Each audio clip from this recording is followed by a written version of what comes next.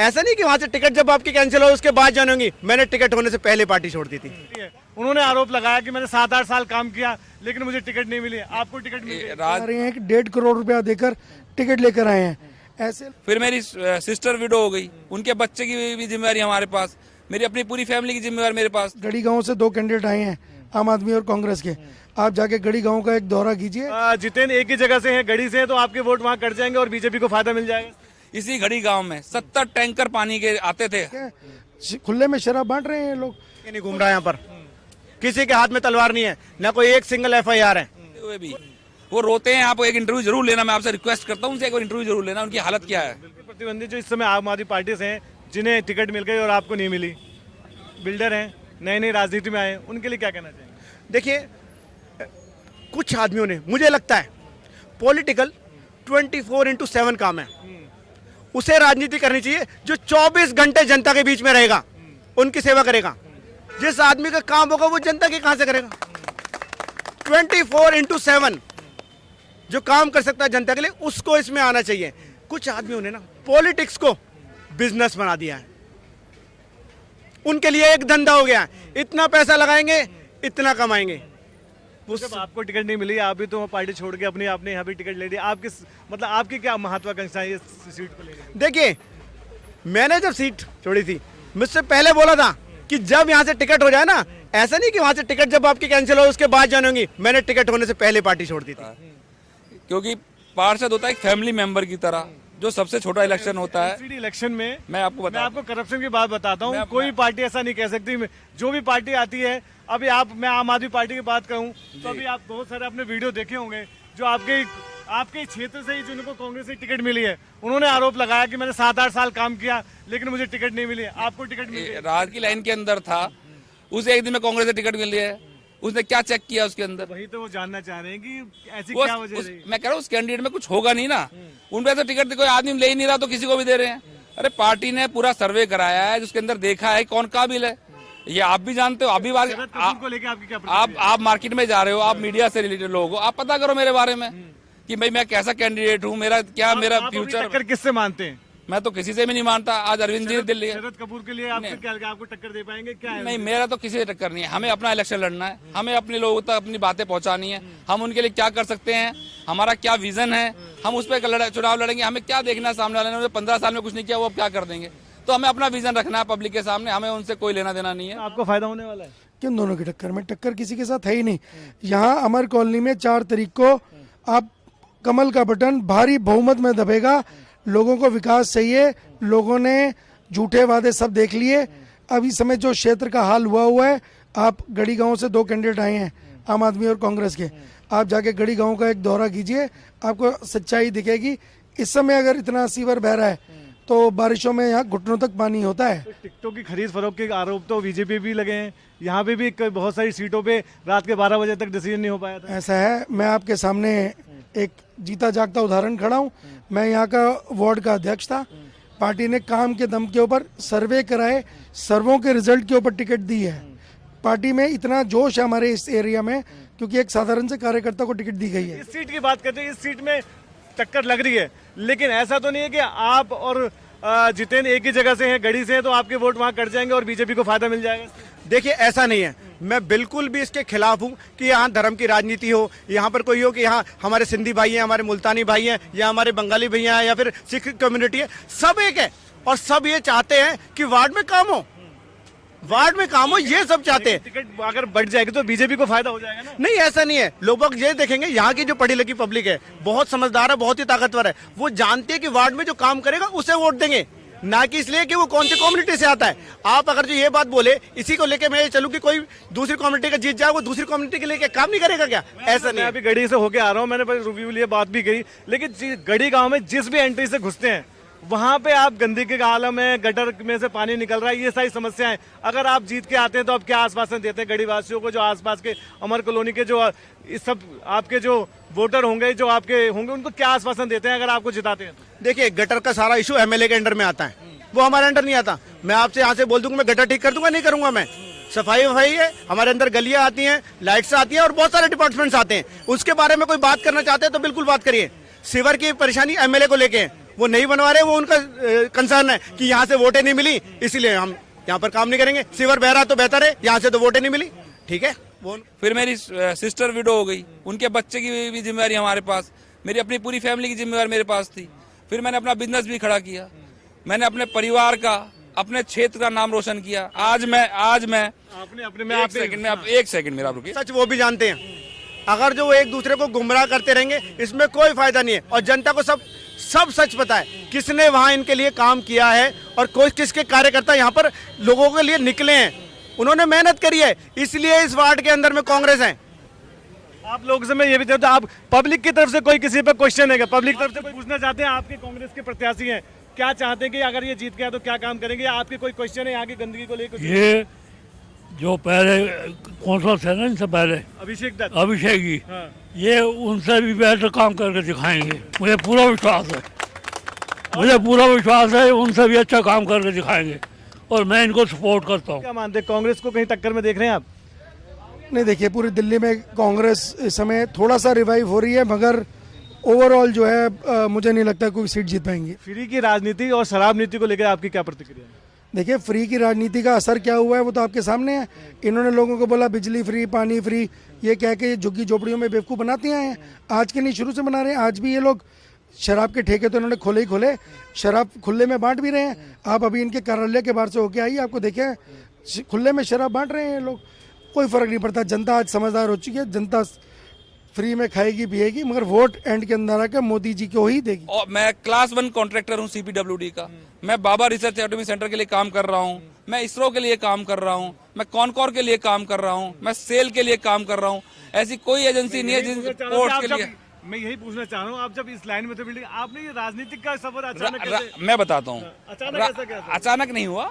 हम 2013 में जब पहली बार इलेक्शन हुए थे, हमने अपने विधायक और आम आदमी पार्टी के साथ थे, हम इंडिया अगेंस्ट करप्शन से जुड़े थे उस टाइम पे। पूरे ऑल इंडिया में सभी लोग उस मुहिम के साथ जुड़े थे, हम भी जुड़े थे। उसके बाद हमने फर्स्ट इलेक्शन जब अरविंद जी ने मुहिम उठाई कि हम गंदगी को गंदगी के अंदर जाके ही साफ करना पड़ेगा, कमल को गंदगी में से खिलाना पड़ेगा, उस मुहिम में हम भी साथ जुड़े थे और हमने ही पूरी ताकत लगाई थी और अपने विधायक जी को जिताया था। उसके बाद वो जीत गए और पार्टी स्टैब्लिश हो गई, हम अपने कामों पे चले गए। अब हमें ऊपर से फिर दोबारा से भाई भी आप लोग यंग हो, आप आओ। हमारी मदर ने, हमारी फैमिली ने बोला भाई पैसे काम भी आपने किया है, अब समाज के लिए भी कुछ करना है। पब्लिक का क्वेश्चन यही है कि आम आदमी पार्टी जो दिल्ली सरकार चला रही है, ये आप ये मार्केट देख रहे हैं, अमर कॉलोनी मार्केट, यहाँ पे क्राउड आप देख रहे हैं, सारा यंग क्राउड बैठा है। इस मार्केट में ठेका खुलवा दिया उन्होंने। मैं समझ गया, आपके बात समझ गया। बात इस बात को लेकर है कि ये जो शराब नीति है, एक के साथ एक बोतल फ्री, इस इलेक्शन में ये प्रभाव डाल पाएगा? बिल्कुल प्रभाव डालेगा। जनता बहुत परेशान है और इससे जो उनका विश्वास था पार्टी के प्रति वो थोड़ा सा रुझान उसका नीचे गिरा है, स्तर गिरा है, लेवल गिरा है उन लोगों का। 1+1 से नुकसान ही हुआ है। अभिषेक दत्त आपको सपोर्ट करें, इससे आपको कितना फायदा होगा? देखिए अभिषेक दत्त यहाँ के हीरो हैं, उन्होंने काम किया है, लोग उनसे दिल से जुड़े हुए हैं। रात को फ़ोन करो, दिन को फ़ोन करो, मतलब कभी भी उन लोगों का एक टच है यहाँ पर और इसका मुझे लगता है कि बहुत ज़्यादा उन्होंने प्यार करा और उसका फ़ायदा हमें भी मिल रहा है। बिल्कुल। और भैया ने अगर जो हमें कोई टिकट दी है, यहाँ से हमें प्रत्याशी बनाया तो कुछ सोच समझ के बनाएगा। बल्कि बहुत अच्छा रुझान ये भी आ रहा है कि पब्लिक से जिससे मिल रहे हैं कि भैया के बिल्कुल। इससे पहले हमने जनता से भी बात की, पब्लिक रिव्यू लिया था, तो कई लोगों का ये कहना था कि हम वोट देंगे तो अभिषेक दत्त को देंगे, लेकिन अगर वो जिसको भी सपोर्ट करेंगे हम उनको सपोर्ट करेंगे। यहाँ पर पार्षद कांग्रेस का था और विधायक आम आदमी पार्टी के मदन लाल जी हैं। उन लोगों ने 8 साल में अपनी शक्ल नहीं दिखाई है। आज वो जनता के बीच में एक ऐसा कैंडिडेट लेकर आए हैं जो सक्रिय राजनीति में ही नहीं था। उन्हीं की पार्टी के लोग आरोप लगा रहे हैं कि 1.5 करोड़ रुपया देकर टिकट लेकर आए हैं। ऐसे लोग जो 1.5 करोड़ रुपया देकर टिकट ले आए हैं और परसों उनका नव भारत टाइम्स में भी नाम आया है कि 10 करोड़ रुपए की देनदारी है, वो लोग काम करने तो नहीं आ रहे, अपनी जेबें भरने आ रहे हैं। जनता सब जानती है। ताकत दे देंगे जनरल पब्लिक को, जैसे उन्होंने पहले दिल्ली में भी करके दिखाया। हम जनता के बीच में हैं, जो जनता की ख्वाहिश होती है हम वो पूरी करते हैं, जो जनता चाहती है हम वो करते हैं। हम जनता को ही पावर दे रहे हैं, हम जनता को ही सरकार बना रहे हैं जो वो काम कर सके, जिसके लिए बार बार रोज कि हमें ये काम नहीं हुआ, जनता के नेताओं के चक्कर काटो, नेताओं के ऑफिस में चक्कर काटो, उनके काम नहीं होते। आपके पास कोई फार्मूला तो होगा कूड़े के पास हटाने का? बिल्कुल फार्मूला है। पहले भी दिल्ली के सीवर लाइन के लिए हम बाहर से टेक्नोलॉजी लाए हैं, आज भी बहुत सारी टेक्नोलॉजी हैं, बाहर भी तो ऐसा हो रहा है। गांव के हमेशा गटर भरे रहते हैं और अभी भी आप नहीं, आप भी जाके देखो, हमने अभी नया सीवर लाइन डाली है, कभी गटर नहीं मिलेंगे। काम अभी रुक गया है। नहीं, वो तो एनजीटी आपको भी मालूम है, वो तो एनजीटी तो विजन क्लियर होना चाहिए। काम हो सकता है 10 दिन आगे पीछे होते हैं, बहुत सारे कारण होते हैं काम कराने के, लेकिन काम होने चाहिए। हमने सीवर लाइन जो ला रही है आज तक की सबसे बड़ी सीवर लाइन डल रही है यहाँ पे, उसका काम शुरू भी हो गया है और कोई पानी नहीं, सीवर का भी सिस्टम जा रहा। पानी इसी घड़ी गांव में 70 टैंकर पानी के आते थे डेली। एक बुजुर्ग महिला का पैर टूट गया, वो आज तक भी आप जाओ उनसे इंटरव्यू लो, उनकी क्या पोजीशन है, उनकी फैमिली की क्या पोजीशन है, उनका पूरा हम देते हैं, आज उनकी सेवा हम करते हैं, उनके लिए सब कुछ हमने करा अभी। और आज एक भी टैंकर गड़ी में नहीं आता है, तो इससे साबित होता है कि करोड़पति पार्टी आ जाएगा। केजरीवाल जी ने डिस्पेंसरी को अहमियत ना देके ठेकों को अहमियत दी थी। ठेके खोल दो, डिस्पेंसरी पे अपने बंदे नहीं भेजे थे। शराब नीति को लेकर क्या है आपकी राय? भैया आबकारी नीति में उन्होंने कुछ सबूत नहीं छोड़े। आबकारी नीति उनका केजरीवाल आया था लोकपाल पे। लोकपाल का मतलब RWA, जो लोकल विधानसभा के मेंबर है, उनसे चुन के जो बंदा आएगा वो प्रतिनिधि चुना जाएगा। इस समय लोकसभा और राज्यसभा का चुनाव लग रहा है, क्या बात है, मतलब ऐसी क्या बात होगी कि आप मतलब डरे से क्यों इसमें? कौन डरा हुआ है? हम लोग डरे हुए हैं। सभी राज्यों से सारे नेता, आज भी 14 जगह पूरी दिल्ली में जनसंपर्क यात्रा थी आपकी। ऐसा है, ये तो भारतीय जनता पार्टी के चाहे किसी भी लेवल के चुनाव हो, हमारा संगठन इतना मजबूत है, हमारा जब भी चुनाव होता है तो संगठन के बाकी लोग सपोर्ट करने पहुंचते हैं। ये आज का नहीं है, हर चुनाव में हुआ है। मोदी जी के चुनाव में भी ऐसे ही रहा था, विधायक के चुनाव में भी ऐसे रहा था, निगम के चुनाव में भी ऐसे रहा था। हमारे जो नेता आ रहे हैं वो मोदी जी की हुई अचीवमेंट्स को नीचे तक पहुंचाने के लिए आ रहे हैं। मिनिस्टर से लेके बड़े बड़े नेता आ रहे हैं और दिल्ली का इलेक्शन से लोकसभा विधानसभा का इलेक्शन लग रहा है इस समय, आपकी क्या प्रतिक्रिया? मैं कह रहा हूँ हमारे यहाँ 4 आ गए हैं, जनता का इतना भी रिस्पॉन्स नहीं मिल रहा है कि साथ चल रहे हैं, घर से उतार के जा रहे हैं उनको कि आ जाओ हमारे साथ। तो जनता तो उसके साथ है जो काम करेगा। चुना है, घर घर से चुना है। 21 साल की बेटी हमारी, 21 साल की बेटी हमारी पूजा, उसको चुना इंड्यूसगंज से, उसको चुना, विश्वास जिताया। वो आज भी गरीबों बच्चों को, जो अनाथ है, बच्ची है, जिनके पढ़ने वाला नहीं है, उनको उनसे टिकट देके इस वार्ड में उतारा है। और एक हमारा भाई है। परसेप्शन तो ये भी है कि कांग्रेस पार्टी लड़ना ही नहीं चाह रही ढंग से और इसके जो टिकटें हैं वो डिमांड ही कम हो गई। नहीं भैया, जितनी हमारा वो है, अब आइकॉन हमारा अभिषेक ही है, उसे इतने काम करे ना, आप गली मोहल्ले कहीं भी चले जाओ, हर एक को एक ही चेहरा नजर जाएगा, वो है अभिषेक। लेकिन निगम की करप्शन को लेकर हमेशा बात उठती रही है कि भाई बिल्डर माफिया हावी रहता है, एक लेंटर वाइज पैसे लिए जाते हैं, इन सब को कैसे लगाम लगाएंगे अगर आप चौथी बार आ पाते हैं? 4 साल से अध्यक्ष हूँ, मेरे को क्षेत्र की सारी समस्याएं पता हैं। इवन निगम के जितने अधिकारी हैं उन लोगों के साथ एज अध्यक्ष मैं काम कराता आया हूँ। और अब ये अगर पार्टी ने मुझे मौका दिया है तो आज हम जो विकास की स्पीड यहाँ बढ़ाएंगे। आपको भी पता है दिल्ली के अंदर जो विकास रुका हुआ है कुछ टाइम से, वो केजरीवाल जी की देन है।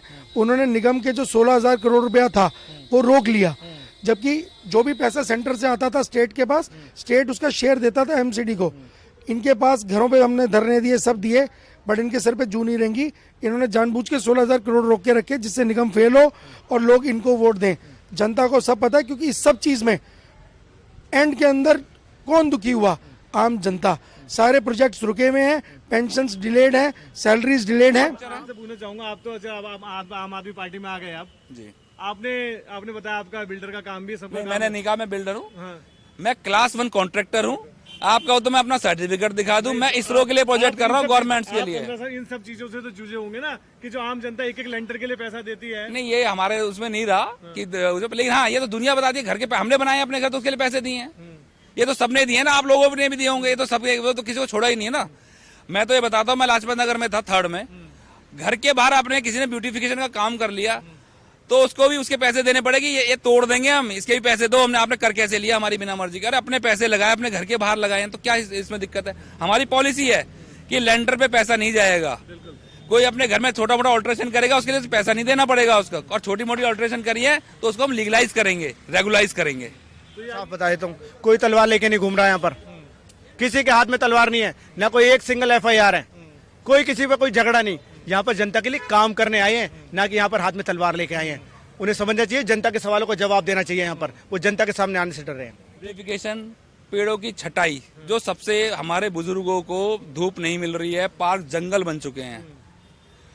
वहां जाओ तो घास नहीं है पार्क में, सिर्फ धूल उड़ती है जिससे पॉल्यूशन भी होता है। सबसे पहले वर्क इस पे करेंगे। दूसरा काम होना हमारी सड़कें जो टूटी हुई हैं वो हमें सब रिपेयर, और जो नई बननी है हम नई बनाएंगे। दूसरा काम हमारा ये होना है। तीसरा काम एमसीडी के स्कूल्स हैं, हमें उन्हें सुधारना है शिक्षा के लिए।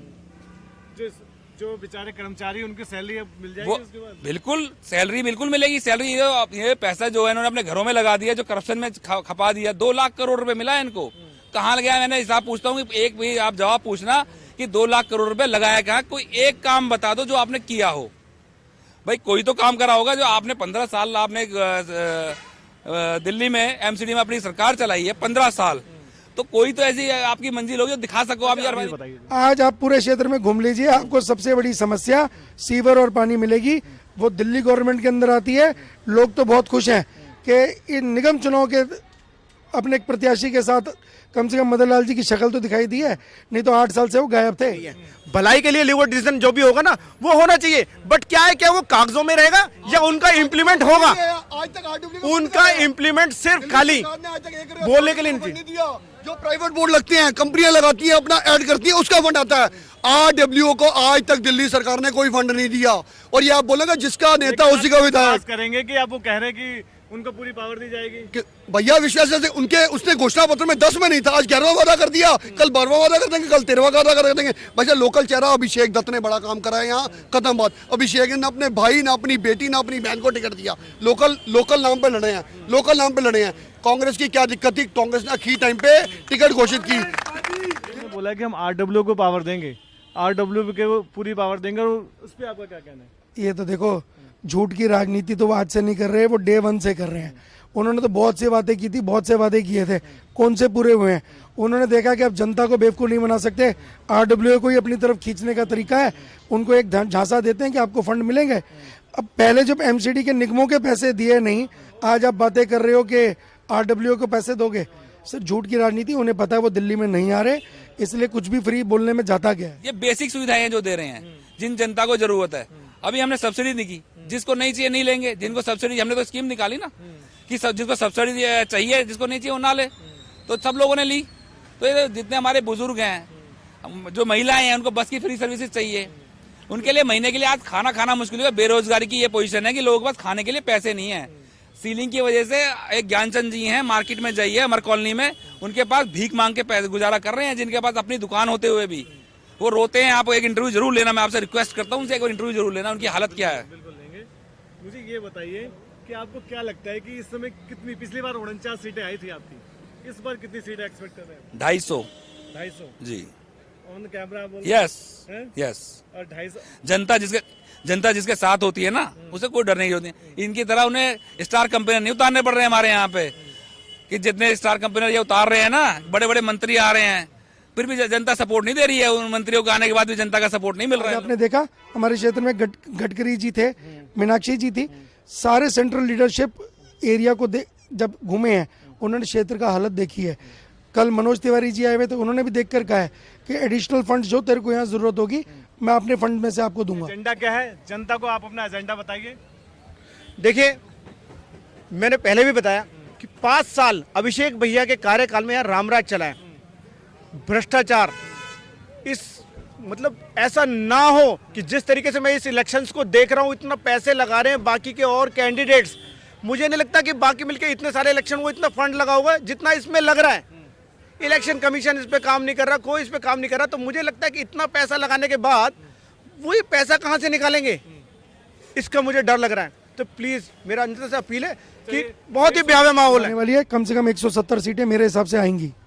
आम आदमी पार्टी कड़ी टक्कर दे रही है, पिछली बार 49 पे, इस बार तो वो कह रहे कि हम पूरे 250 ले जाएंगे। उनकी क्या बात है, हो सकता है 250 में से 500 का भी दावा कर लें केजरीवाल जी। आप उनके वादों को किस तरह से लेते हैं? उनकी जो 10 गारंटी है उनको किस तरीके से लेते हैं? सर पोल्यूशन को लेकर आज तक क्या कर लिया, यमुना को लेकर क्या कर लिया। इन्होंने बोला हमने पराली के लिए दवाई बना दी, RTI दली 40,000 रुपये की दवाई आई, मात्र 4 लोगों को दी गई, 28 करोड़ रुपये ऐड में फूंक दिया। डेंगू का डिपार्टमेंट जो इनका नहीं है, MCD का है। डेंगू अगर रोकथाम होती है तो पूरी दिल्ली में बोर्ड लग जाते हैं। अब डेंगू के कंपेनिंग तो इन्होंने आपसे ही सीखी है, बीजेपी से सीखी है कंपेनिंग। अरे भाई साहब, कम से कम कुछ बेस तो हो। ये तो बिना बेस में हवा के अंदर ही ये था ना, गंजे को कंगी बेचने वाला काम है इन लोगों का। मैं आपको आपको दिखा पा रहा हूँ, पूरी दिल्ली में इस तरह के ट्रक घूम रहे हैं और एक इन्होंने कूड़े के पहाड़ का एक विजुअल आप देख पाएंगे पीछे पूरे। क्या क्या सोच लेके ये आप पूरे दिल्ली में घूम रहे हैं? अभी देख रहे हो, दिल्ली ये मुद्दा उठाया हमने सबसे पहले कि यहाँ पूरे 15 साल में इन्होंने सिर्फ कूड़े के पहाड़ ही दिए हैं। इनसे पूछा जाता है कि काम क्या किए हैं तो उनके पास कोई जवाब नहीं है। हमने पूछा ये 15 साल में आपने इतने जो कूड़े के पहाड़ हम हटा देंगे, बोलते हैं का जवाब है हम हटा देंगे। कब हटा दोगे? आज की स्थिति भी ये है कि रोज की दिल्ली के अंदर 1500 टन गार्बेज निकलता है और अभी भी सिर्फ 500 टन की ही हमको जो है उसको रिकंज्यूम कर पाने का है कि डिस्पोज ऑफ कर पा रहे हैं उसको। तो इनके पास आज भी कोई प्लान नहीं है कि उसको करने के लिए। और हमारे मुख्यमंत्री जी ने बोला है कि हम इसको जैसे हमारी एमसीडी में गवर्नमेंट आएगी हम इसके लिए बहुत लार्ज लेवल पे हम स्कीम लाएंगे और इसको जल्दी से जल्दी हम खत्म कर देंगे। आपकी आवाज आपके साथ, सीधे ग्राउंड जीरो से रियल रिपोर्ट देखने के लिए सब्सक्राइब करें हमारा चैनल 24 प्रेस।